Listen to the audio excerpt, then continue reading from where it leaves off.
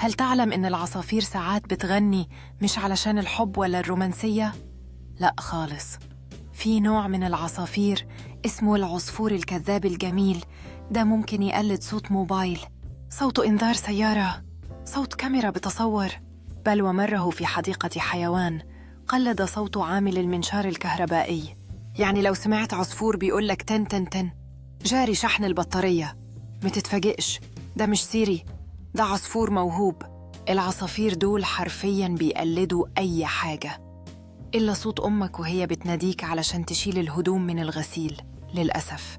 لو عجبك الفيديو دوس لايك واشتراك واستنى المعلومة الجاية، وهتكون برضو مش مهمة. العصفور ده موهوب وبس، ومش هيقف عند كده. استعدوا لمفاجآت جديدة في عالم العصافير. انت مش هتصدق ازاي العصافير ممكن تفاجئك بمواهبها. تابعونا للمزيد من المعلومات المثيرة.